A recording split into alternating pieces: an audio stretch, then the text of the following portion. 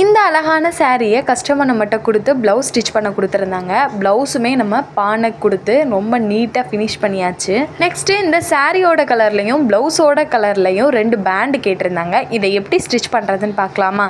கிளாத்தோட அகலம் பார்த்தீங்க அப்படின்னா நான் 2 இன்ச் எடுத்திருக்கேன். லென்த் வந்து உங்களுக்கு சுருக்கத்துக்கு தகுந்த மாதிரி எடுத்துக்கோங்க. இப்போ கரெக்டாக அந்த மாதிரி ஃபோல்ட் பண்ணிவிட்டு நம்ம ஒரு 1/4 இன்ச் தள்ளி தையல் போட்டுக்கலாம். நெக்ஸ்ட் இந்த மாதிரி தையல் போட்டதுக்கப்புறம் ஒரு பின் எடுத்துகிட்டு ஒரு சைடு மட்டும் இந்த மாதிரி இன்சர்ட் பண்ணிவிட்டு உள்ளே விட்டுருங்க. இப்போ இந்த மாதிரி சுருக்க ஃபுல்லாக வெளியில் எடுத்து விட்டுக்கோங்க. இப்போ இந்த மாதிரி எடுத்து விட்டதுக்கப்புறம் எலாஸ்டிக் எடுத்துக்கோங்க. இந்த அளவுக்கு நமக்கு இருந்தால் போதும். இந்த எலாஸ்டிக்கை பின் பண்ணிக்கோங்க. பின் பண்ணிவிட்டு பேண்ட் வந்து நமக்கு 2 சுற்றுக்கு இருக்கிற மாதிரி இருந்தாலே போதும். அந்த மாதிரி எடுத்துகிட்டு கிளாத்துக்குள்ளே இந்த மாதிரி ஃபுல்லாக இன்சர்ட் பண்ணிக்கோங்க. இப்போ இந்த எலாஸ்டிக்கை ஃபுல்லாக நம்ம வெளியில் எடுத்தாச்சு. வெளியில் எடுத்துகிட்டு 2 சைடும் ஒரு சின்ன தையல் மட்டும் கொடுத்துக்கோங்க. நமக்கு அப்போ தான் பிரிஞ்சு வராமல் இருக்கும். 2-3 பேக் ஸ்டிச் கொடுத்ததுக்கப்புறம் இப்போ ஃபுல்லாகவே அந்த எலாஸ்டிக்கை உள்ளே எடுத்து விட்டுட்டு அந்த கிளாத் இருக்கு இல்லையா, 2 கிளாத்தையும் இந்த மாதிரி ஈக்குவலாக வச்சுட்டு நீங்கள் கையில் ஸ்டிச் பண்ணிக்கோங்க.